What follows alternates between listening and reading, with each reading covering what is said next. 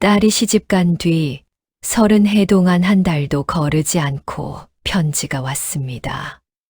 그런데 그 편지에는 단 한 줄밖에 적혀 있지 않았지요. 어머니, 잘 지냅니다. 오직 이 5글자뿐이었습니다. 그러던 어느 날 딸이 죽었다는 소식이 왔습니다. 딸의 유품을 정리하던 그날 밤, 저는 이상한 것을 보았습니다. 빈 줄로만 알았던 그 편지들에 갈색 글자가 떠오르고 있었지요. 그리고 옷고름 안에서 딸이 남긴 마지막 한마디를 발견했습니다. 지금부터 그 30해의 이야기를 들려드리겠습니다. 내 나이 73, 이제 살 날이 얼마 남지 않았습니다. 오늘 나는 다락에 올라 낡은 함 하나를 끌어내렸지요. 그 안에는 누런 편지가 30통 차곡차곡 쌓여 있었습니다. 30해 동안 시집간 내 외동딸이 매달 한 통씩 보내온 편지였어요. 처음 그 편지를 받았을 때 내 나이 43이었습니다. 마지막 편지를 받았을 때 내 나이 70이었지요. 그 사이 내 머리는 까맣던 것이 하얗게 새었고 손은 곱던 것이 거칠게 갈라졌습니다. 그래도 매달 초하루가 되면 어김없이 청주에서 편지가 한 통 도착했지요. 그런데 말입니다. 그 편지가 참으로 이상했어요. 30통이나 되는 그 편지에는 언제나 똑같은 한 줄만 적혀 있었습니다. 어머니, 잘 지냅니다. 그게 다였습니다. 30해 동안 30통의 편지에 단 한 줄만이 적혀 있었지요. 종이는 큰데 글자는 5자뿐이었어요. 그 넓은 종이의 나머지는 모두 비어 있었습니다. 처음에는 서운했습니다. 시집간 외동딸이 친정 어미에게 어찌 이리도 박정한가 싶었지요. 내 딸 윤서는 어릴 적부터 글을 잘 쓰던 아이였습니다. 7살에 천자문을 떼고 10살에 시조를 지어 나를 놀라게 하던 아이였어요. 그런 아이가 시집을 가더니 어미에게 5글자만 보내는 것이었습니다. 나는 그것이 그 아이의 마음이라 여겼습니다. 시댁에서 글 쓸 시간이 없는 것이려니, 시어머니 눈치를 보느라 그런 것이려니, 그렇게 혼자 짐작하며 한 줄짜리 편지를 가슴에 품었지요. 그런데 첫 번째 편지에는 한 가지 이상한 것이 더 있었습니다. 편지를 펼치자 그 안에서 무엇인가 톡 하고 떨어졌어요. 집어보니 내 딸의 옷고름 한 짝이었습니다. 시집 가던 날 입었던 노란 저고리, 그 저고리에 매여 있던 옷고름이었지요. 나는 그것을 받아들고 한참을 울었습니다.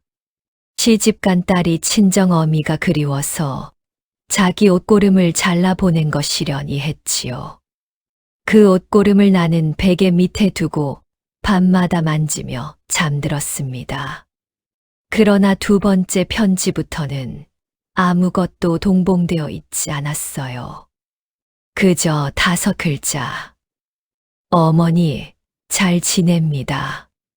세 번째도, 네 번째도, 5번째도 마찬가지였습니다. 30해 동안 첫 번째 편지에만 옷고름이 들어있었고, 나머지 29통은 모두 한 줄짜리 빈 편지였지요.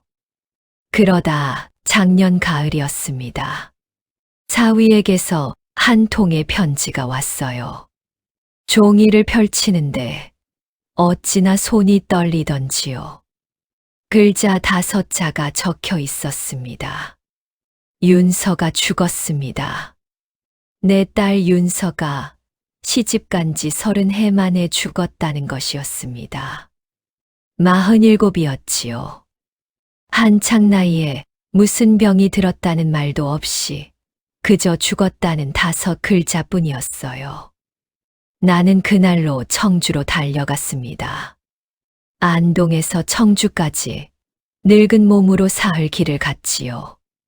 도착해보니 이미 장례를 다 치른 뒤였습니다. 사위는 점잖은 얼굴로 말하더군요. 먼 길에 부담을 드리지 않으려 했습니다. 어머님. 나는 딸의 얼굴 한 번 보지 못했습니다.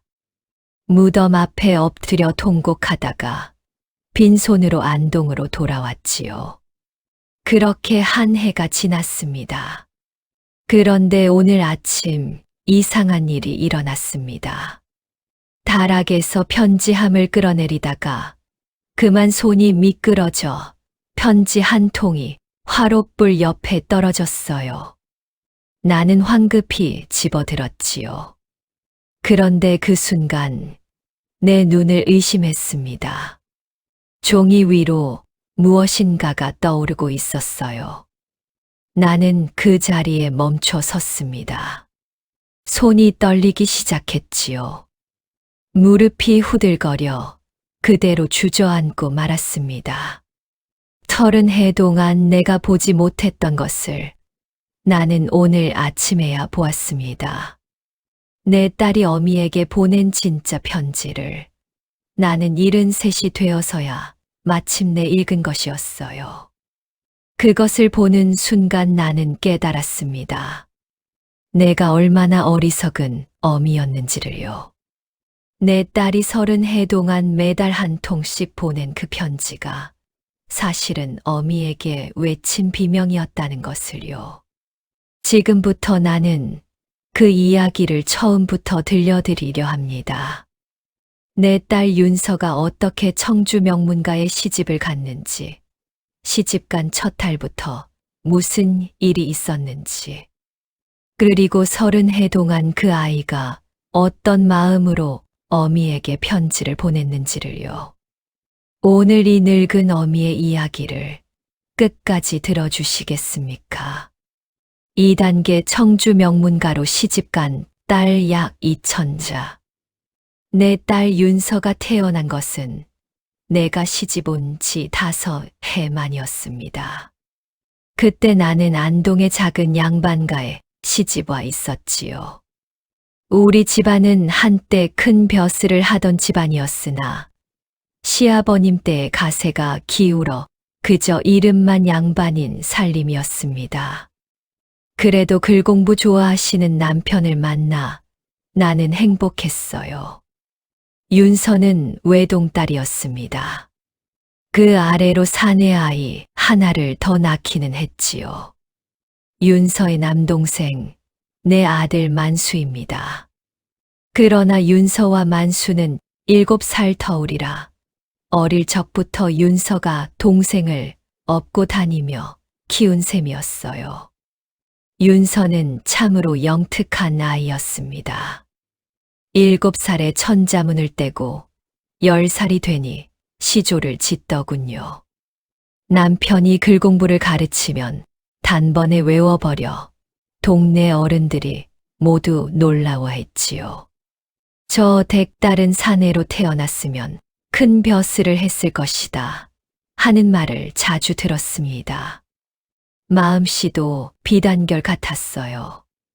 동생을 업고 마당에서 놀다가도 거지가 지나가면 부엌으로 달려가 밥을 챙겨주던 아이였습니다. 내가 몸이 좋지 않은 날이면 어린 손으로 미음을 끓여 어미에게 가져다 주던 아이였지요.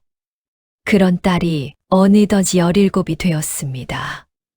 그해 봄 청주에서 사람이 찾아왔어요. 청주의 큰 양반가 이씨 가문이라 했습니다. 그 집안은 충청도 일대에서 알아주는 명문이었지요. 조부가 한양에서 큰 벼슬을 지냈고 가산이 어마어마하다 하더이다. 그 집 장남이 혼이 날 나이가 되었는데 우리 윤서를 며느리감으로 점찍었다는 것이었어요. 남편은 처음에는 의아해했습니다. 우리 같은 몰락한 양반가에 어찌 청주의 명문이 청혼을 보내는가 하고요. 사람을 보내 알아보니 이씨 가문의 큰어른께서 윤서의 글솜씨와 행실을 어디서 전해 들으셨다는 것이었습니다. 내게 따님이 그리 깊고 마음이 정갈하다 하니 우리 며느리로 맞이하고 싶소이다. 남편은 그 말에 마음이 움직였습니다. 가난한 살림의 딸을 시집 보내는 것도 걱정이었는데 청주의 명문에서 데려간다 하니 이보다 더한 복이 있을까 싶었지요. 게다가 사주를 보니 두 사람의 궁합이 더없이 좋다 하였습니다. 그러나 나는 어쩐지 마음이 무거웠어요. 이씨 가문이 아무리 명문이라 하나 청주는 안동에서 너무 멀었습니다. 사흘 길이었지요. 한 번 시집을 가면 친정에 다니러 오는 것도 쉽지 않을 거리였어요. 게다가 우리 윤서는 외동딸이었습니다. 그 아이가 떠나면 나는 누구를 의지하며 살아야 할까 싶었지요. 그래도 남편이 이미 마음을 정한 일이었고 윤서도 묵묵히 따랐습니다. 그해 가을 혼사가 정해졌어요. 혼례 전날 밤이었습니다. 윤서가 내 방으로 건너왔지요. 어린 시절 그 아이가 내 무릎에 누워 잠들던 그 자세 그대로 내 옆에 누웠습니다. 나는 그 아이의 머리를 쓰다듬으며 말했어요.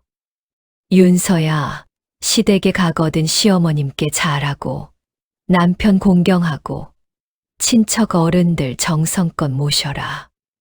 윤서는 한참을 가만히 있다가 작은 목소리로 말했습니다. 어머니, 한 가지만 약조해 주세요. 무엇이냐? 제가 보내는 편지를 다른 사람에게 보이지 마세요. 어머니만 보세요. 나는 그 말이 무슨 뜻인지 알 수 없었습니다. 그저 어린 딸이 시집을 가면서 어미가 그리워질까봐 두 사람만의 비밀 같은 것을 만들고 싶은 것이려니 했지요. 나는 웃으며 약조했습니다. 그래, 어미만 본다. 약조하마. 윤서는 그제야 안심한 듯 눈을 감았어요. 그리고 한참 후에 한마디를 더 했지요. 어머니, 제가 보내는 편지가 짧아도 서운해하지 마세요. 글 안에 다 담을 수 없는 마음이 있는 법이니까요. 나는 그 말의 뜻을 그때는 알지 못했습니다. 그저 시집가는 딸의 어린 응석이려니 했지요. 다음 날 윤서는 가마를 타고 청주로 떠났습니다. 가마가 마당을 나설 때 윤서가 가마 안에서 나를 한 번 돌아보았어요. 그 눈빛을 나는 평생 잊지 못합니다. 무엇인가를 말하고 싶은데 차마 말하지 못하는 그런 눈빛이었지요. 가마가 멀어지고 보이지 않을 때까지 나는 마당에 서서 그 아이를 바라보았습니다. 그것이 살아있는 내 딸 윤서를 내가 본 마지막 모습이었어요. 30해 후에 사위의 편지를 받았을 때 나는 비로소 알았습니다. 그날 가마 안에서 내 딸이 나를 돌아보던 그 눈빛이 어미와의 마지막 작별이었다는 것을요. 3단계 첫 편지와 옷고름 약 2,000자. 윤서가 시집간 후 한 달이 지났습니다. 나는 매일 살인문 앞에 서서 청주 쪽 길을 바라보았어요. 혹시라도 소식이 올까, 사람이 지나갈까 하고요. 남편은 그런 나를 보고 웃으며 말했습니다. 이 사람아, 딸 자식 시집 보낸 어미가 다 그러는 거지요. 한 달도 안 되어 무슨 소식이겠소. 그러던 어느 날 정말 청주에서 사람이 왔습니다. 머슴 차림의 사내였지요. 그가 품에서 편지 한 통을 꺼내 내게 건네는데 어찌나 손이 떨리던지요. 나는 편지를 받자마자 방으로 들어갔습니다. 봉투를 뜯었어요. 그 안에서 무엇인가가 톡 하고 떨어졌습니다. 집어보니 노란 옷고름 한 짝이었어요. 윤서가 시집 가던 날 입었던 그 노란 저고리에 매여 있던 옷고름이었지요. 한쪽이 깔끔하게 잘려 있었습니다. 가위로 정성껏 자른 듯하더이다. 나는 그 옷고름을 손에 쥐고 한참을 들여다보았습니다. 시집간 딸이 어미를 그리워서 자기 옷고름을 잘라 보낸 것이려니 했지요. 그러면서 가슴이 짠하더이다. 얼마나 어미가 보고 싶었으면 자기 옷에서 한 조각을 떼어 보냈을까 하고요. 옷고름을 옆에 놓고 편지를 펼쳤습니다. 큰 종이였어요. 좋은 한지였지요. 그런데 그 넓은 종이에 단 한 줄만이 적혀 있었습니다. 어머니, 잘 지냅니다. 5글자. 그게 다였어요. 나는 종이를 뒤집어 보았습니다. 뒷면도 비어 있었지요. 봉투 안에 다른 종이가 들어있나 살펴보았습니다. 없었어요. 서운한 마음이 들었습니다. 시집간 지 한 달이 되었는데 어미에게 보낸 첫 편지가 5글자뿐이라니요. 시댁에서 어찌 지내는지, 시어머니는 어떠신지, 남편은 어떤 사람인지 궁금한 것이 산더미 같은데 말입니다. 그래도 옷고름이 있었으니 그것을 위안 삼았어요. 그 옷고름을 베개 밑에 두고 밤마다 만지며 잠들었습니다. 남편에게는 편지 내용을 보여주지 않았어요. 윤서가 떠나기 전에 약조한 것이 있었으니까요. 어머니만 보세요. 하던 그 말을 지키려 했지요. 남편이 편지에 뭐라 적혔소? 하고 물으면 잘 지낸다 합디다 하고 짧게 답했습니다. 그렇게 한 달이 또 지났습니다. 2번째 편지가 왔어요. 이번에도 청주의 머슴이 가져왔지요. 나는 또 손을 떨며 봉투를 뜯었습니다. 그런데 이번에는 옷고름이 들어있지 않았어요. 그저 한지 한 장뿐이었습니다. 종이를 펼쳤습니다. 한 줄. 어머니, 잘 지냅니다. 또 5글자였어요. 첫 번째 편지와 한자도 다르지 않은 똑같은 5글자였습니다. 나는 잠시 어리둥절했지요. 어찌 2번 다 같은 글자만 적어 보낼 수 있을까 싶었습니다. 그래도 시댁 살림이 바빠 그러려니 했어요. 시집간 며느리가 한가하게 친정에 긴 편지를 쓸 처지가 아닐 거라고요. 3번째 편지도, 4번째 편지도, 5번째 편지도 마찬가지였습니다. 매달 초하루 어김없이 청주에서 편지가 왔어요. 그리고 매번 똑같은 5글자만 적혀 있었지요. 어머니, 잘 지냅니다. 반년이 지나자 나는 비로소 이상하다는 생각이 들었습니다. 글솜씨가 그토록 좋던 우리 윤서가 어미에게 보내는 편지에 어찌 매번 같은 5글자만 적을 수가 있을까? 그것도 그 넓은 종이에 한 줄만 적어 보낼 까닭이 무엇일까? 나는 남편에게 슬쩍 물어보았어요. 여보, 윤서가 보낸 편지가 좀 이상합니다. 매번 같은 글자만 적혀 있어요. 남편은 별일 아니라는 듯이 답했습니다. 시집간 며느리가 친정에 길게 편지하면 시어머니가 좋아하지 않는다오.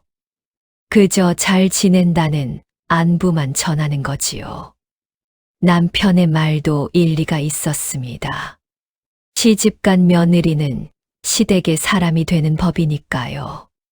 친정일에 마음을 두는 것은 시댁에서 보기에 좋지 않은 일이지요. 그래서 나는 더는 묻지 않았습니다. 매달 초하루에 도착하는 그 5글자짜리 편지를 그저 받아 모으기만 했어요.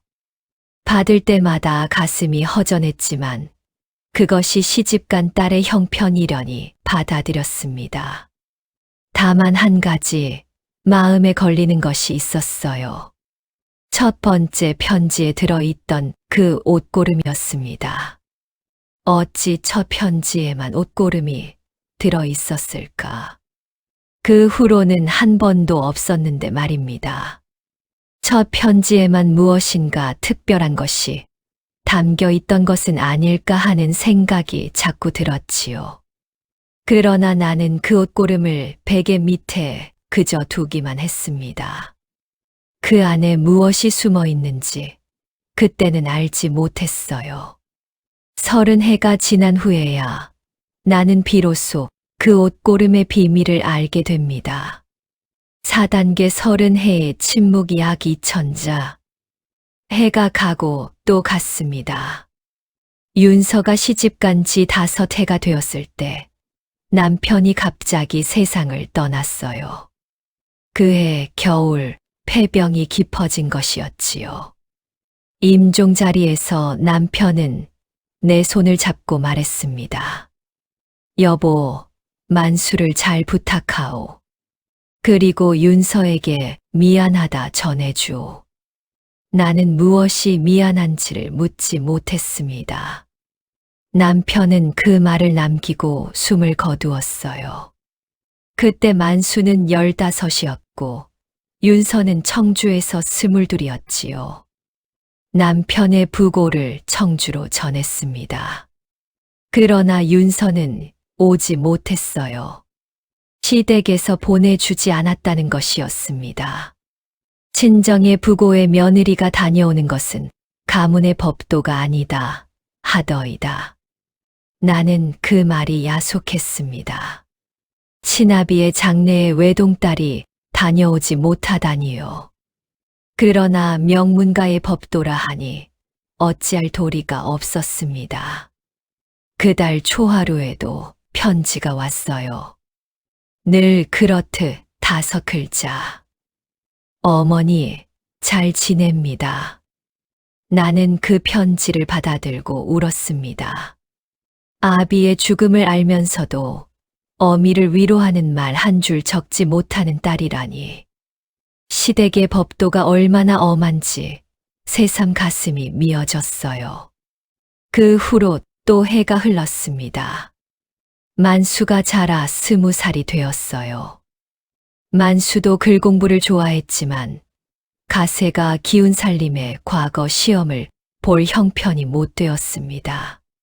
그래서 만수는 한양으로 올라가 친척 댁에 의탁하며 서당 훈장 노릇을 하기 시작했지요. 만수가 떠나니 안동집에는 나 혼자 남았습니다. 긴 세월이었습니다. 매달 초하루가 되면 청주에서 편지가 왔어요. 늘 같은 5글자. 어머니, 잘 지냅니다. 나는 그 편지를 받아 함에 차곡차곡 모았습니다. 5통, 10통, 20통, 50통. 함에 가득 찼지요. 한 함이 차면 새 함을 만들어 또 모았습니다. 어느 해에는 청주에 사람을 보내본 적도 있어요. 만수가 한양에서 잠시 안동에 다니러 왔을 때 누이가 잘 있는지 한번 보고 오라 부탁했지요. 만수는 청주에 다녀와서 이렇게 전했습니다. 누님은 잘 지내고 계셨습니다. 어머니께 안부 전해달라 하셨고요. 그래, 얼굴은 어떻더냐? 많이 야위셨더이다. 그래도 시댁이 워낙 엄해서 며느리 노릇하느라 그런 것 같습니다. 손주들은? 만수는 잠시 말을 잇지 못했어요. 어머니, 누님께서 자식을 못 두셨답니다. 나는 그 말에 가슴이 철렁했습니다. 시집간 지 10년이 다 되어 가는데 자식이 없다니요. 그것이 얼마나 큰 흠이 되는지, 양반가에서 그것이 얼마나 무서운 일인지 나는 알고 있었습니다. 그러나 청주의 시댁은 윤서를 내치지 않고 두었다 하니 그것만은 다행이라 여겼지요. 또 해가 흘렀습니다. 윤서가 시집간 지 20해가 되었을 때 내 나이 63이었습니다. 머리는 반쯤 새었고 허리는 굽기 시작했지요. 그러나 매달 초하루에 도착하는 편지만은 한결같았습니다. 어머니, 잘 지냅니다. 나는 그 편지를 받을 때마다 처음에는 서운했고, 다음에는 익숙해졌고, 나중에는 그것이 그저 일상이 되었습니다. 청주에서 매달 편지가 온다는 것, 내 딸이 살아있다는 그 증거 하나만으로 나는 견뎌냈어요. 그러나 가끔 이상한 생각이 들 때가 있었습니다. 30해 가까이 되어 가는데 윤서는 한 번도 친정을 찾아오지 않았어요. 친정에 다니러 오는 것을 시댁에서 허락하지 않는다 했지요. 그러면 시댁 식구들이라도 한번 안동에 다녀갈 만한데 그들도 오지 않았습니다. 사위는 한 번도 처가의 얼굴을 비치지 않았어요. 내가 청주에 가보겠다 한 적도 있습니다. 그러나 그때마다 시댁에서 사람을 보내 어머님께서 먼 길 오시면 안 됩니다. 윤서가 직접 안부 올리겠습니다. 하고 말렸지요. 그러면서도 윤서는 끝내 오지 않았어요. 나중에 생각해보면 그 모든 것이 다 이유가 있었던 것입니다. 시댁이 윤서와 친정 사이를 철저히 막아놓았던 것이지요.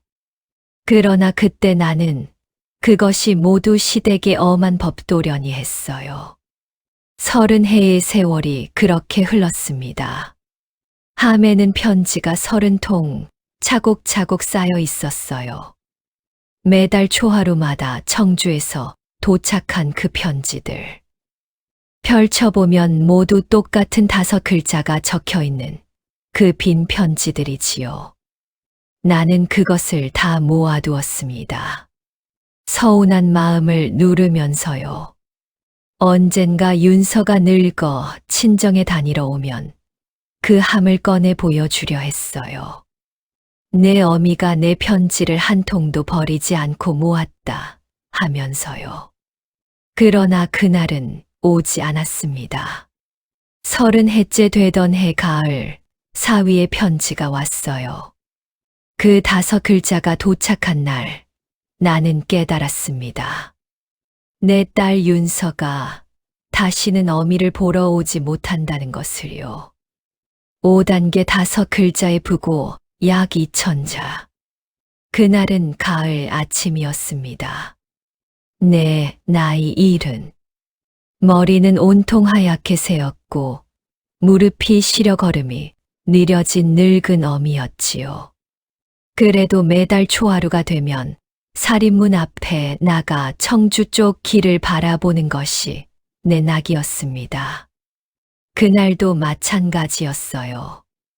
그런데 그날따라 도착한 사람이 달랐습니다. 평소에는 머슴 차림의 사내가 오던 것을 그날은 양반 차림의 젊은이가 왔어요. 사위 댁의 청지기라 하더이다. 청지기가 정중히 절을 올리고 품에서 편지 한 통을 꺼냈지요. 봉투에 적힌 글씨가 윤서의 글씨가 아니었습니다. 굵고 거친 사내의 글씨였어요. 사위의 글씨였지요.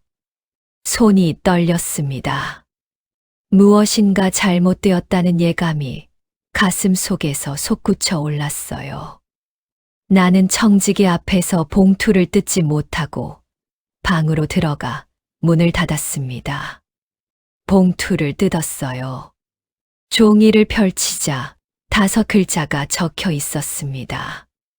윤서가 죽었습니다. 그게 다였습니다. 나는 그 자리에서 정신을 잃었어요. 한참 후에 깨어났을 때 청지기가 마당에 그대로 서 있더이다. 나는 떨리는 다리로 마당에 나가 물었습니다. 우리 윤서가 무슨 병으로 죽었답니까? 청지기는 차분한 목소리로 답했어요. 오랜 지병이 있으셨다 합니다. 1달 전부터 자리에 누우셨다가 사흘 전에 운명하셨습니다. 장례는 이미 모셨습니다. 어머님께서 먼 길 오시기 부담스러우실까 하여 사돈어른께서 조용히 모셨습니다. 나는 그 말에 무너졌습니다. 외동딸의 장례에 친정어미가 다녀가지 못하다니요. 그것이 사람의 도리란 말입니까? 양반의 법도란 말입니까? 나는 그날로 한양에 사람을 보냈습니다. 만수에게 누이의 부고를 알렸지요. 만수가 사흘 만에 안동으로 내려왔어요. 만수도 그 소식에 한참을 통곡했습니다. 어머니, 제가 어머니 모시고 청주로 가겠습니다. 누님 무덤이라도 봐야지요. 만수와 나는 다음 날 길을 떠났어요. 사흘 길이었습니다. 늙은 어미가 사흘 길을 가는 것은 쉽지 않았지만 죽은 딸의 무덤을 본다는 일념으로 견뎠지요. 청주에 도착하니 시댁은 과연 큰 집이었습니다. 소슬대문이 위풍당당했고 마당이 넓었어요. 사위가 직접 우리를 맞이했지요. 점잖은 양반의 얼굴이었습니다. 슬픔에 잠긴 표정으로 우리를 안내했어요. 어머님, 멀리 오시느라 고생하셨습니다. 윤서가 살아있을 때 어머님을 한 번이라도 모셨어야 했는데 가문의 형편이 그러지 못했습니다. 송구합니다. 나는 사위의 그 말에 마음이 살짝 풀렸어요. 그렇게 점잖은 사위가 내 딸을 박대했을 리가 있겠는가 싶었지요. 시어머니라는 분은 보이지 않았습니다. 사위에게 물으니 어머님께서는 며느리가 먼저 가신 충격의 자리에 누우셨습니다. 하더이다. 그래서 인사도 드리지 못했어요. 윤서의 무덤은 시댁 뒷산에 있었습니다. 봉분이 새로 쌓여 있었지요. 나는 그 앞에 엎드려 한참을 울었습니다. 만수도 함께 울었어요. 사흘 길을 와서 우리가 본 것은 흙한 무더기뿐이었습니다. 윤서야, 윤서야, 어미가 늦었구나. 어미가 늦었어. 해가 기울 때까지 무덤 앞에 있었습니다. 사위가 다가와 우리를 일으켰어요. 어머님, 이제 안으로 드시지요. 식사를 준비했습니다. 시댁의 사랑채는 깨끗하고 정갈했습니다. 사위가 직접 음식을 권했지요. 나는 음식이 목으로 넘어가지 않았어요. 그저 사위에게 물었습니다. 윤서가 마지막에 무엇라 했소이까? 사위는 잠시 머뭇거리더니 답했습니다. 어머님께 죄송하다 하였습니다. 평생 효도 한 번 못했다고요. 또 무엇라 했소? 잘 지낸다고 어머님께 전해달라 하였습니다. 나는 그 말에 다시 눈물이 났습니다. 죽기 직전까지도 어미에게 잘 지낸다, 만을 전하라 했다는 그 말이 가슴을 후벼 팠어요. 사위는 윤서의 유품이라며 작은 보따리 하나를 내주었습니다. 안에는 윤서가 쓰던 빗과 거울, 그리고 옷까지 몇 벌이 들어 있었지요. 나는 그것을 받아 가슴에 안았습니다. 다음 날 아침 우리는 안동으로 돌아왔어요. 사위는 소슬대문까지 나와 우리를 배웅했습니다. 그 모습이 어찌나 점잖던지 나는 사위가 좋은 사람이라 믿었어요. 만수가 안동까지 나를 모셔다 주고 한양으로 돌아갔습니다. 나는 다시 혼자가 되었지요. 빈 집에서 죽은 딸의 유품을 만지며 한 해를 보냈어요. 그러던 작년 가을의 그날 나는 다락에서 편지함을 끌어내리다가 그 충격적인 것을 보게 된 것입니다. 6단계 떠오르는 글씨 약 2,000자. 윤서가 죽은 지 한 해가 지났습니다. 그 해 동안 나는 매일 다락에 올라 편지함을 들여다보았어요. 30통의 편지를 한 통씩 꺼내 펼쳐보고 다시 접어넣고 또 꺼내 펼쳐보고를 반복했지요. 그 5글자가 내 딸이 어미에게 남긴 마지막 흔적이었으니까요. 어머니, 잘 지냅니다. 30통 모두 똑같은 5글자. 그 글자를 손가락으로 짚어가며 나는 매일 울었습니다. 그 아이가 어떻게 살았을지, 그 시댁에서 무슨 마음으로 이 5글자를 적었을지를 상상하면서요. 그날도 그랬습니다. 가을 바람이 차게 부는 아침이었어요. 나는 다락에 올라 편지함을 끌어내렸습니다. 늙은 몸이라 손이 미덥지 못해 함을 옮기다가 그만 손이 미끄러졌지요. 편지 한 통이 함에서 빠져나와 화롯불 옆 바닥에 떨어졌습니다. 나는 황급히 그 편지를 집어들었어요. 불에 닿지는 않았는지 살펴보았지요. 다행히 종이는 멀쩡했습니다. 그런데 그 순간이었어요. 종이 위로 무엇인가가 천천히 떠오르고 있었습니다. 처음에는 내 눈을 의심했어요. 늙은이가 정신이 흐려져 헛것을 보는가 싶었지요. 나는 종이를 눈앞에 가까이 가져갔습니다. 그러자 분명히 보였어요.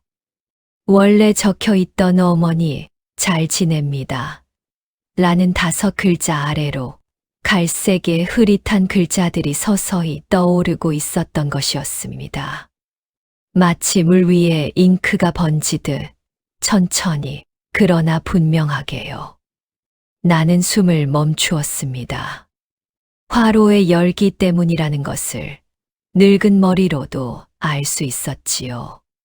종이가 따뜻해지자 보이지 않던 글씨가 떠오른 것이었어요. 손이 떨려 종이를 놓칠 뻔했습니다. 나는 떨리는 손으로 그 글씨를 들여다보았어요. 분명히 내 딸의 글씨였습니다. 어릴 적 내가 손을 잡고 가르쳐준 그 글씨였어요. 그러나 나는 그 글자를 읽지 못했습니다. 손이 너무 떨려서 글자가 흐릿하게 보였어요. 게다가 가슴이 너무 두근거려 정신이 아득해졌지요. 나는 그 편지를 가슴에 안고 한참을 가만히 앉아 있었습니다. 무서웠어요. 그 안에 무엇이 적혀 있는지를 보는 것이 두려웠습니다. 한 10경쯤 지났을까요? 마음을 가라앉히고 다시 편지를 펼쳤습니다. 그러나 이미 종이가 식어 갈색 글씨는 다시 사라져 있었어요. 보이는 것은 처음에 5글자뿐이었습니다. 어머니, 잘 지냅니다. 나는 그제야 깨달았습니다. 종이를 따뜻하게 해야 숨은 글씨가 떠오른다는 것을요. 조심스럽게 그 편지를 화로 옆으로 가져갔습니다. 너무 가까이 대지는 않았어요. 종이가 타면 안 되니까요. 그저 따뜻한 기운만 닿을 정도로요. 서서히 종이 위로 갈색 글씨가 다시 떠올랐습니다. 나는 이번에는 정신을 차리고 그것을 읽었어요. 첫 글자는 어였습니다. 다음은 뭐, 그 다음은 니, 어머니였어요. 내 딸이 어머니라 부르고 있었습니다. 그 다음 글자를 읽었습니다. 살, 여, 주, 세, 요, 어머니, 살려주세요. 나는 그 글자를 보는 순간 정신을 잃었습니다. 얼마나 지났을까요? 깨어났을 때 나는 방바닥에 누워 있었어요. 편지는 손에 그대로 쥐어 있었습니다. 종이는 다시 식어 글씨는 사라지고 없었지요. 나는 한참을 누워 있었습니다. 일어날 힘이 없었어요. 가슴이 두근거려 숨이 막혔습니다. 머리가 깨질 듯이 아팠지요. 이것이 무슨 일인가? 내 딸이 어찌하여 살려주세요. 를 적어 보낸 것인가? 그것도 보이지 않는 글씨로요. 누군가가 보면 안 되는 글씨로 어미에게만 보이도록 숨겨서 보낸 것이었지요. 나는 떨리는 몸을 일으켰습니다. 다락에 올라가 편지함을 통째로 끌어내려 방으로 가져왔어요. 30통의 편지를 모두 펼쳐 놓았습니다. 그리고 한 통씩 화로 옆에 가져갔지요. 첫 번째 편지. 옷고름이 들어있던 그 편지였습니다. 종이가 따뜻해지자 갈색 글씨가 떠올랐어요. 나는 그것을 읽었습니다. 어머니, 살려주세요. 시어머니가 무섭습니다. 두 번째 편지를 펼쳤어요. 떠오르는 글씨를 읽었습니다. 어머니, 어젯밤 시어머니가 저를 헛간에 가두었습니다. 세 번째 편지. 어머니, 처자이를 잃었습니다. 시어머니가 마당에서 밀쳤습니다. 나는 그 글자를 보는 순간 가슴이 찢어졌습니다. 만수가 청주에 다녀와 누님이 자식을 못 두셨다 하던 말이 윤서는 자식을 못 둔 것이 아니었습니다. 자식을 빼앗긴 것이었어요. 네 번째 편지를 펼쳤습니다. 어머니, 매를 맞은 자국이 사라지지 않습니다. 다섯 번째. 어머니, 둘째 아이도 잃었습니다. 시어머니가 약을 먹였습니다. 나는 더는 읽을 수가 없었습니다. 편지를 가슴에 안고 통곡했어요. 늙은 어미의 통곡이 빈 집을 울렸지요. 옆집 아주머니가 놀라 달려왔을 정도였습니다. 나는 그분을 돌려보내고 다시 편지를 펼쳤습니다. 여섯 번째, 일곱 번째, 여덟 번째. 나는 30통을 모두 읽어 내려갔어요. 그 안에는 내 딸 윤서가 30해 동안 시댁에서 겪은 일들이 차곡차곡 적혀 있었습니다. 새 아이를 잃었다는 이야기, 매를 맞은 흔적이 사라지지 않는다는 이야기, 겨울에 광에 갇혀 사흘을 굶었다는 이야기, 시어머니가 밤마다 옆에 와서 너는 이 집안의 씨앗이 아니다 하며 저주를 퍼붓는다는 이야기, 남편이라는 자가 시어머니의 말이라면 무엇이든 따른다는 이야기. 30통의 편지에는 내 딸의 30해가 고스란히 담겨 있었습니다. 그리고 마지막 30번째 편지에는 이렇게 적혀 있었어요. 어머니, 저는 이제 살아남기 힘들 것 같습니다. 시어머니가 어제 저에게 약을 먹였습니다. 부디 이 편지들을 모두 불에 비추어 보세요. 그리고 첫 편지에 든 옷고름을 잘 살펴보세요.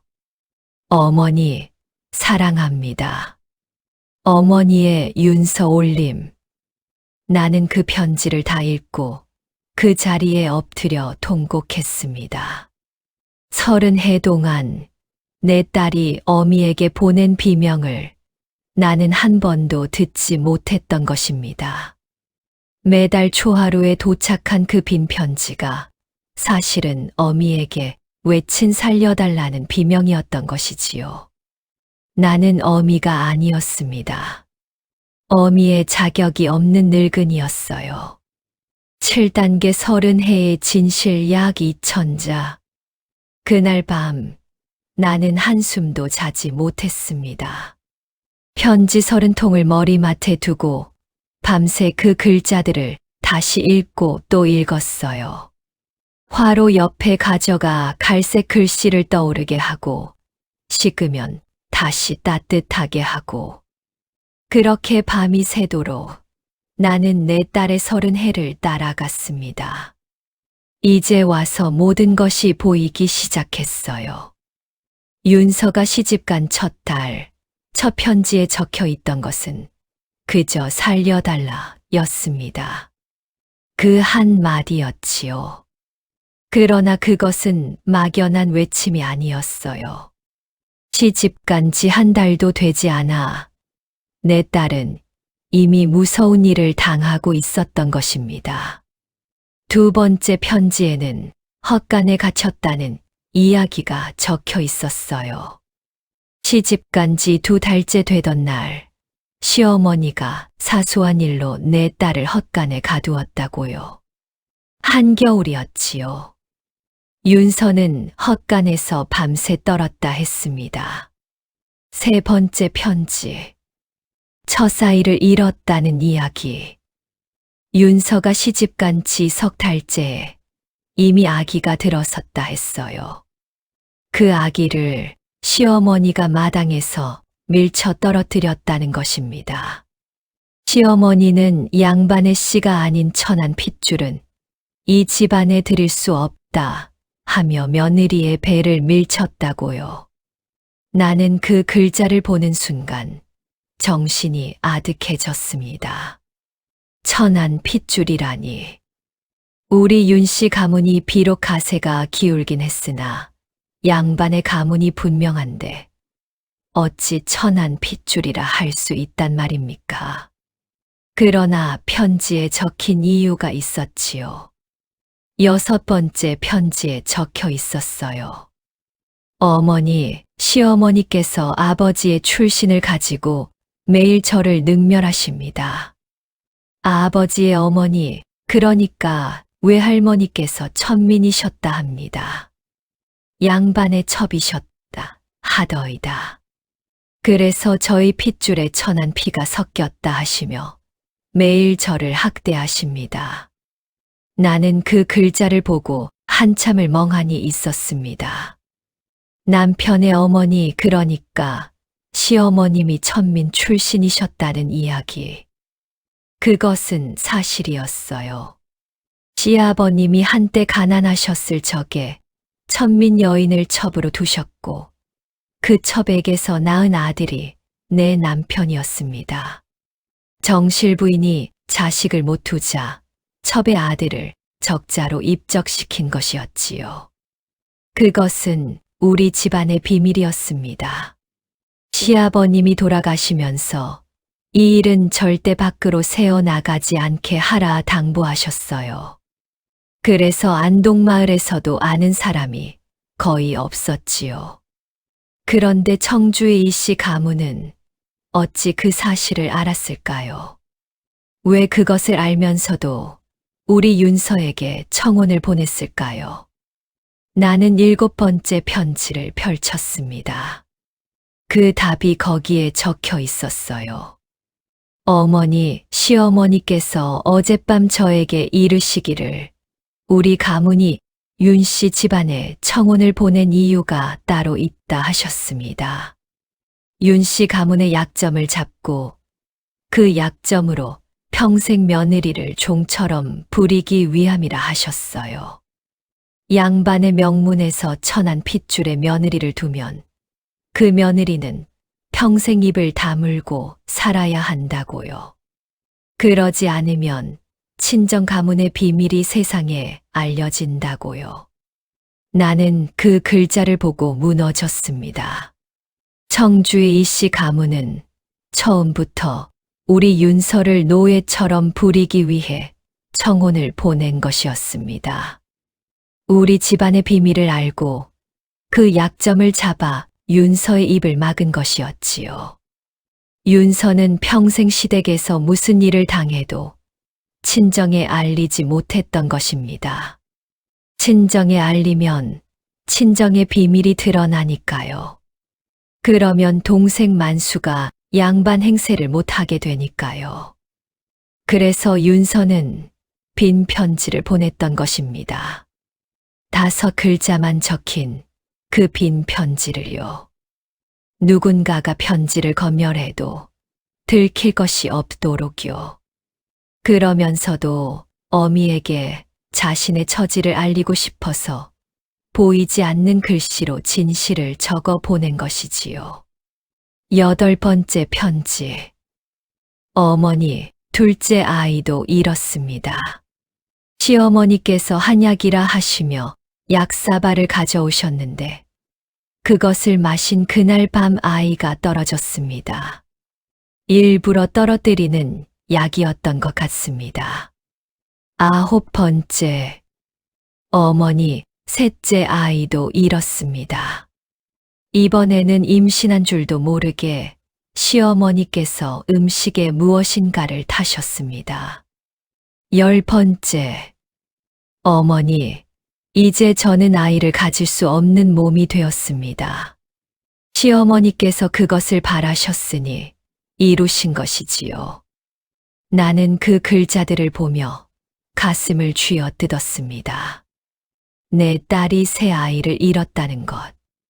그것도 시어머니의 손에 의해 잃었다는 것. 만수가 누님이 자식이 없으시다 하던 그 말이 사실은 새 아이를 잃은 어미의 비극이었던 것입니다. 30통의 편지는 그렇게 내 딸의 30해를 낱낱이 기록하고 있었어요. 15번째 편지에는 매일매를 맞는다는 이야기. 20번째 편지에는 광야에 사흘 갇혔다는 이야기. 25번째 편지에는 시아버지가 돌아가신 후로 학대가 더 심해졌다는 이야기. 28번째 편지에는 시어머니가 새로운 며느리를 들이려 한다는 이야기. 29번째 편지에는 시어머니가 윤서를 죽이려 한다는 이야기. 그리고 30번째 마지막 편지에는 이렇게 적혀 있었습니다. 어머니, 어제 시어머니께서 저에게 한약을 가져오셨습니다. 약사발이 평소보다 색이 진했어요. 저는 그것을 차마 마시지 못하고 베개 밑에 부어 두었습니다. 다음 약사발은 거부할 수 없을 것 같습니다. 어머니, 저는 살아남기 힘들 것 같습니다. 이 편지들을 모두 불에 비추어 보세요. 그리고 첫 편지에 든 옷고름을 잘 살펴보세요. 나는 그 마지막 글자를 읽고 일어섰습니다. 옷고름이었어요. 첫 편지에 들어있던 그 노란 옷고름. 그것이 베개 밑에 있었습니다. 30해 동안 내가 만지며 잠들었던 그 옷고름이었지요. 나는 그것을 손에 쥐었습니다. 그리고 자세히 살펴보았어요. 8단계 옷고름 속에 비밀 약 2000자. 내 손에 쥔 옷고름은 30해 전 그날 그대로였습니다. 노란 빛이 살짝 바래기는 했지만 한쪽이 깔끔하게 잘려 있는 것까지 처음 그대로였어요. 나는 그것을 손바닥 위에 펼쳐놓고 자세히 들여다보았습니다. 겉으로 보아서는 그저 평범한 옷고름이었어요.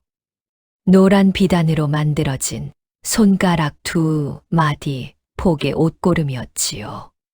한쪽 끝이 가위로 깔끔하게 잘려 있었고 다른 한쪽은 원래 매여 있던 모양 그대로였습니다. 나는 그 옷고름을 만져보았어요. 손가락 끝으로 천천히 더듬어 갔지요. 그러다가 한 곳에서 손가락이 멈췄습니다. 옷고름의 안쪽, 그러니까 두 겹의 비단이 겹쳐진 그 안쪽 어딘가에서 무엇인가 만져지는 것이 있었어요. 종이 같은 느낌이었지요. 비단 안에 무엇인가가 들어 있었습니다. 나는 떨리는 손으로 옷고름의 솔기를 살펴보았어요. 한쪽 끝 잘려나간 그 부분의 솔기가 다른 부분보다 살짝 도드라져 있더이다. 누군가 그 솔기를 한 번 뜯었다가 다시 꿰맨 자국이었지요. 나는 가위를 가져왔습니다. 그 솔기를 조심스럽게 끊었어요. 옷고름이 두 겹으로 갈라졌습니다. 그 안에서 작게 접힌 종이 한 장이 나왔어요. 손바닥만 한 크기의 얇은 한지였습니다. 정성스럽게 여러 번 접혀 있었지요. 나는 그것을 떨리는 손으로 펼쳤습니다. 종이 위에는 내 딸의 글씨가 빼곡히 적혀 있었어요. 작은 글씨로 종이 한 면을 가득 채우고 있었습니다. 어머니, 이 편지를 읽으실 때쯤이면 어머니께서 이미 모든 진실을 알게 되셨을 것입니다. 제가 보내드린 빈 편지들을 부디 불에 비추어 보세요. 그 안에 제가 매달 적어 보낸 진실이 있습니다. 어머니, 저는 시집 온 첫날 밤 모든 것을 알았습니다. 시어머니께서 저를 방으로 부르시더니 우리 가문의 비밀, 그러니까 아버지의 출신을 모두 알고 계신다 하셨어요. 그리고 이르시기를 저는 이제부터 이 집안의 종이라 하셨습니다. 친정의 한 글자라도 진실을 적어 보내면 그날로 윤씨 가문의 비밀이 온 세상에 알려진다 하셨어요. 어머니, 저는 그날 밤 잠을 자지 못하고 생각했습니다. 어찌하면 어머니께 제 처지를 알릴 수 있을까? 그리고 한 가지 방법을 떠올렸어요. 어릴 적 아버지께서 가르쳐 주셨던 그 보이지 않는 글씨를 쓰는 법을요. 나는 그 글자를 보고 가슴이 미어졌습니다. 남편이 살아있을 적에 어린 윤서에게 글 공부를 가르치면서 옛 사람들이 비밀 편지를 쓰던 방법을 알려준 적이 있었어요.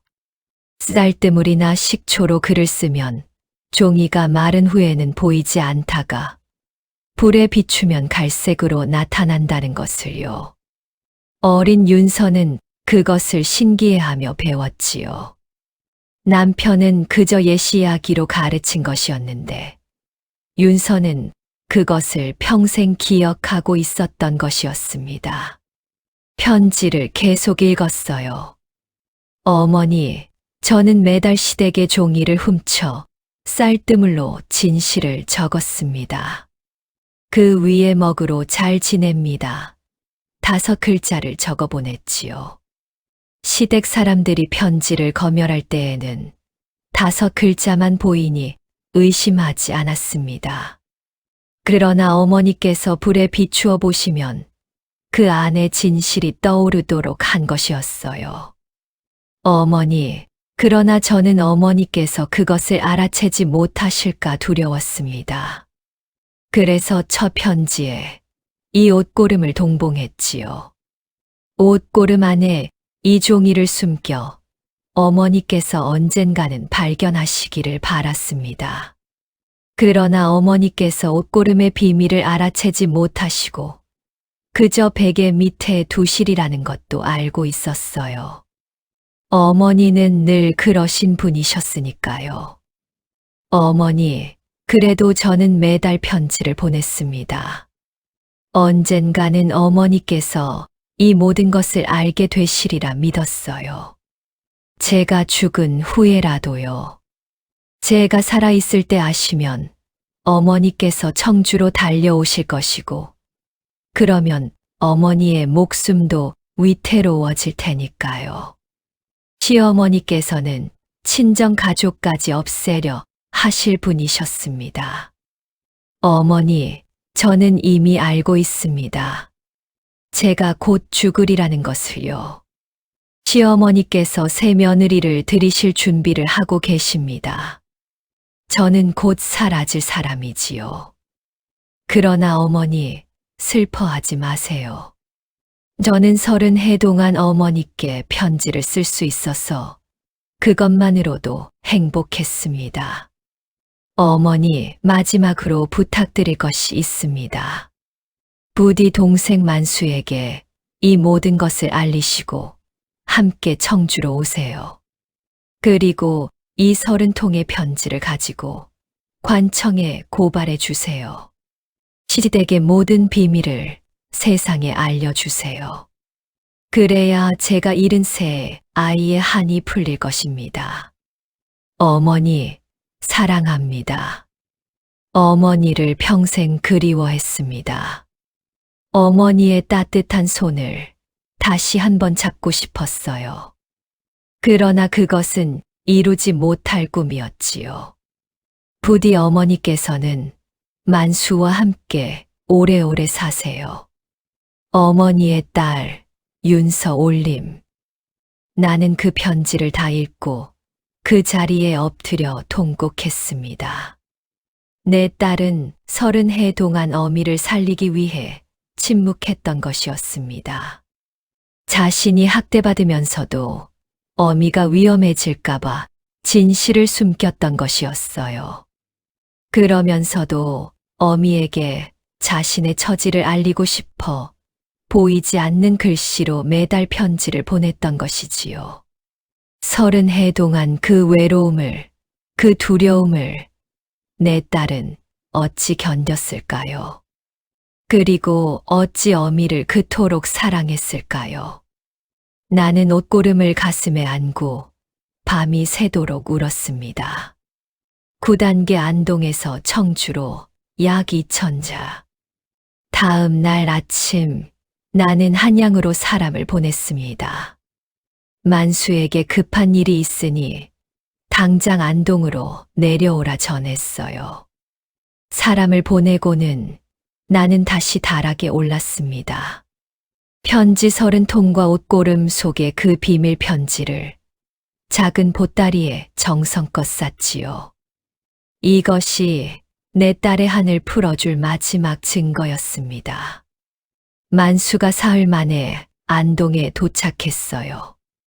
그 아이도 이제 45, 한양에서 훈장 노릇을 하며 자식 셋을 둔 아비가 되어 있었습니다.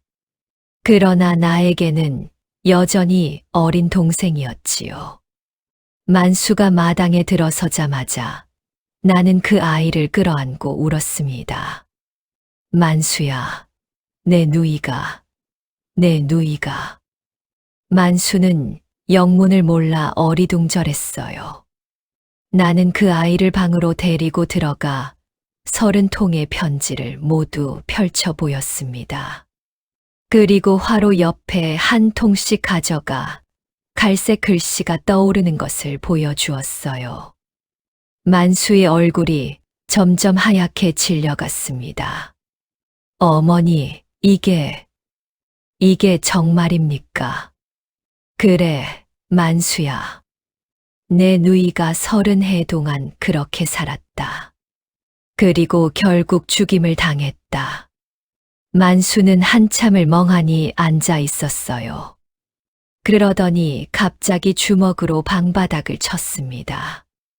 한 번, 두 번, 세 번. 그 큰 주먹이 방바닥을 치는 소리가 마당까지 울렸어요. 어머니, 제가 누이를 죽인 거나 다름없습니다. 그게 무슨 소리냐? 제가 청주에 다녀왔을 때 누이의 얼굴을 자세히 보았더라면, 누이의 손을 한 번이라도 만져보았더라면 그 자국을 보았을 텐데, 매 맞은 자국, 광에 갇혔던 자국을. 저는 그저 시댁이 엄해서 누이가 야위신 줄로만 알았습니다. 만수야, 너만 그런 게 아니다. 어미가 가장 큰 죄인이지. 어미가 너에게 자세히 보고 오라 일렀어야 했는데 그러지 않았다. 어미가 30해 동안 이 빈 편지의 비밀을 알아채지 못한 것이 가장 큰 죄다. 우리 모자는 그렇게 한참을 울었습니다. 밤이 깊어 만수가 마음을 가라앉히고 말했어요. 어머니, 어떻게 해야 하겠습니까? 누이의 한을 어찌 풀어야 하겠습니까? 내 누이가 마지막 편지에 적어두었다. 청주에 가서 관청에 고발하라고. 시댁의 모든 비밀을 세상에 알리라고. 만수는 잠시 생각하더니 단호하게 말했습니다. 어머니, 그러면 우리 가문의 비밀도 함께 드러납니다. 아버지의 출신이 천하다는 것이 세상에 알려집니다. 안다. 어머니, 그래도 괜찮으시겠습니까? 저야 한양에서 훈장 노릇하며 살면 그만이지만 어머니께서는 안동에서 평생을 살아오신 분입니다. 마을 사람들이 어머니를 손가락질할 것입니다. 나는 만수의 손을 잡았습니다. 만수야, 어미는 이제 73이다. 살 날이 얼마 남지 않았어. 죽기 전에 내 딸의 한을 풀어주지 못한다면 어미는 저승에서 윤서를 무슨 낯으로 보겠느냐. 마을 사람들이 손가락질하면 받으마. 어미의 명예 따위 죽은 딸 앞에서는 아무것도 아니다. 만수는 내 손을 꼭 쥐며 고개를 끄덕였어요. 어머니, 알겠습니다. 저도 함께 하겠습니다. 한양의 훈장 자리는 그만두어도 좋습니다. 누이의 한을 풀고 그 후에 다시 시작하면 됩니다. 다음 날 아침 우리 모자는 청주로 길을 떠났습니다. 만수가 가마를 한 채 빌려왔어요. 늙은 어미가 사흘 길을 걸을 수는 없으니까요. 보따리에는 30통의 편지와 옷고름 속에 비밀 편지가 들어 있었습니다. 그것이 우리의 무기였지요. 가는 길에 나는 가마 안에서 만수에게 말했습니다. 만수야, 청주에 가거든 시댁에 먼저 들르지 말자. 곧장 관청으로 가야 한다. 어머니, 왜요? 시댁에 한번 들러서 시어머니라는 그 노파의 얼굴을 한번 봐야 하지 않겠습니까? 안 된다. 시댁에 들르면 그쪽에서 우리의 의도를 눈치챈다. 그러면 증거를 인멸할 것이고 우리를 해치려 할 수도 있다. 곧장 관청에 가서 모든 것을 고발해야 한다. 만수는 내 말이 옳다 하였어요. 사흘이 걸려 청주에 도착했습니다. 우리는 곧장 관청으로 향했어요. 그러나 거기서 한 가지 문제가 생겼습니다. 그 고을의 원님이 청주 이씨 가문과 가까운 사이라는 소문이 있었던 것이었어요. 시댁이 워낙 권세 있는 가문이라 고을 원님 정도는 마음대로 부린다 하더이다. 만수가 잠시 생각하더니 말했습니다. 어머니, 청주 관청이 아니라 충청도 관찰사께 직접 고발해야 합니다. 관찰사 어른은 한양에서 새로 부임해 오신 분으로 청렴하시기로 소문난 분입니다. 시댁과 연줄이 없으실 것입니다. 우리는 다시 길을 떠났어요. 청주에서 충주까지 또 하루 길이었습니다. 늙은 어미를 모시고 만수가 가마를 따라 걸으니 어찌나 마음이 짠하던지요. 충주의 가명에 도착했습니다. 만수가 관찰사 어른께 면담을 청했어요. 처음에는 거절당했지만 만수가 양반가의 살인 사건을 고발하러 왔습니다. 라고 큰 소리로 외치니 그제야 관찰사께서 우리를 불러주셨습니다. 관찰사는 40대의 강직한 분이셨어요. 우리 모자를 보더니 무슨 일이요? 하셨습니다. 만수가 자초지종을 설명하고 보따리에서 30통의 편지를 꺼냈어요. 관찰사 앞에서 그 편지들을 화로 옆에 한 통씩 가져갔지요. 갈색 글씨가 떠오르는 것을 본 관찰사는 한참을 말이 없으셨습니다. 그러더니 무거운 목소리로 말씀하셨어요. 이 편지가 사실이라면 청주 이씨 가문은 멸문될 것이요. 본관이 직접 조사하리다. 나는 그 말에 마침내 안도의 눈물을 흘렸습니다.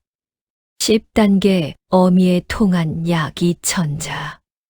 관찰사 어른의 조사는 빠르고 철저했습니다. 충주의 가명에서 군졸 20명이 청주 이씨 가문으로 출동했어요. 그날 새벽이었지요. 소슬대문이 굳게 닫힌 시댁에 군졸들이 들이닥쳤습니다. 시어머니라는 그 노파가 잠옷 차림으로 끌려 나왔다 하더이다. 사위 그러니까 내 딸을 죽게 한 그 자도 함께 묶여 끌려 나왔습니다. 가택수색에서는 시어머니가 사용한 약재들이 나왔어요. 임신한 며느리를 떨어뜨리는 약, 사람을 천천히 죽이는 약. 그 약을 만들어준 의원도 잡혀왔지요. 의원은 모든 것을 자백했습니다. 시어머니의 지시로 약을 제조했다고요. 또한 시댁의 종들이 줄줄이 증언했어요. 며느리가 매를 맞는 모습을 보았다는 종, 광에 갇히는 모습을 보았다는 종, 한약을 강제로 먹이는 모습을 보았다는 종. 종들은 그동안 시댁의 권세가 두려워 입을 다물고 있었으나 관찰사 앞에서는 진실을 말했습니다. 조사 한 달 만에 판결이 내려졌어요. 시어머니 그러니까 청주 이씨 가문의 큰마님은 며느리 살해, 손주 살해, 학대의 죄로 사형이 결정되었습니다. 그 노파는 70에 가까운 나이로 옥에서 목을 메어 스스로 죽었다 하더이다. 차마 사형장에 끌려가는 것이 양반의 체면에 맞지 않다 하였답니다. 사위는 며느리 살해 방조와 학대 묵인의 죄로 유배가 결정되었습니다. 함경도 깊은 산골로 보내졌어요. 그 자는 평생 그곳에서 죄인의 신분으로 살게 되었지요. 청주 이씨 가문의 전답은 모두 몰수되었습니다. 그 거대한 집은 관청으로 들어갔고 종들은 풀려났어요. 1000년을 이어왔다는 그 명문가가 내 딸이 보낸 편지 30통에 의해 단 한 달 만에 무너진 것이었습니다. 판결이 내려진 그날 나는 만수와 함께 내 딸의 무덤을 다시 찾아갔어요. 윤서의 무덤은 여전히 시댁 뒷산에 있었습니다. 그러나 이제 그 시댁은 사람이 살지 않는 빈집이 되어 있었지요. 소슬대문은 굳게 닫혔고 마당에는 잡초가 자라기 시작했어요. 나는 무덤 앞에 엎드렸습니다. 윤서야, 어미가 왔다. 늦었지만 왔다. 만수도 함께 엎드렸어요. 우리 모자는 무덤 앞에서 한참을 울었습니다. 나는 품에서 옷고름을 꺼냈어요. 30해 동안 내 베개 밑에 있던 그 노란 옷고름이었지요. 아내 비밀 편지는 이미 관청에 증거로 제출하였고 옷고름만 남아 있었습니다. 나는 그 옷고름을 윤서의 무덤 앞에 묻었어요. 손으로 흙을 파고 그 안에 넣고 다시 흙을 덮었지요. 윤서야, 이 옷고름이 어미와 너를 이어준 것이었다. 이제 너의 곁에 두마. 어미가 죽으면 어미의 무덤에서도 이 옷고름을 향해 너를 그리워하리라. 만수가 내 어깨를 감쌌어요. 늙은 어미를 부축해 무덤에서 일으켜 세웠습니다. 어머니, 이제 가시지요. 안동으로 돌아가시지요. 나는 마지막으로 무덤을 한 번 더 돌아보았어요. 가을 바람이 차게 불었습니다. 무덤 위로 노란 들국화 한 송이가 피어 있더이다. 윤서가 어릴 적 가장 좋아하던 꽃이었지요. 안동으로 돌아온 지 한 달이 지났습니다. 나는 매일 다락에 올라 편지함을 들여다보았어요. 이제 편지는 비어 있지 않았습니다. 모든 글씨가 어미에게 보내는 진짜 편지가 되어 있었지요. 나는 그 편지를 하나도 버리지 않았습니다. 후손들에게 이 이야기를 전하기 위해서요. 어미가 자식의 침묵을 어찌 알아채지 못했는지 그 어리석음을 후손들이 잊지 않도록요. 그리고 마지막으로 하나 말씀드리고 싶은 것이 있습니다. 세상의 어머니들에게 이 이야기를 들려드리고 싶어요. 자식이 시집을 가거든 자식이 보내는 편지를 잘 살펴보세요. 그 편지에 적힌 글자가 아니라 그 편지에 적히지 않은 것을 살펴보세요. 자식이 말하지 않는 것이 있다면 그것이 가장 큰 외침일 수 있습니다. 자식이 짧게만 적어 보낸다면 그 짧은 글 뒤에 무엇이 숨어 있는지를 살펴보세요. 나는 30해 동안 내 딸의 외침을 듣지 못했습니다. 매달 그 비명을 받아들었으면서도 어미가 그것을 알아보지 못했어요. 그 죄가 어미의 가장 큰 한입니다. 만수는 한양으로 돌아갔습니다. 그러나 한 달에 한 번씩 안동에 다니러 와요. 어미가 혼자 외로울까 봐서요. 만수의 자식들, 그러니까 내 손주들도 가끔 와서 늙은 할미의 손을 잡아줍니다. 나는 이제 곧 죽을 것입니다. 73 살 날이 얼마 남지 않았지요. 그러나 더는 한이 없습니다. 내 딸의 한을 풀어주었으니까요. 죽어서 저승에 가면 윤서를 만나 무릎을 꿇고 사죄할 것입니다. 윤서야, 어미가 늦었구나. 어미가 너무 늦었어. 그렇게 말하고 내 딸의 손을 잡을 것입니다. 어릴 적 내 무릎에 누워 잠들던 그 아이를 다시 한번 안아볼 것입니다. 그것이 늙은 어미의 마지막 소원입니다. 윤서는 그렇게 떠났습니다.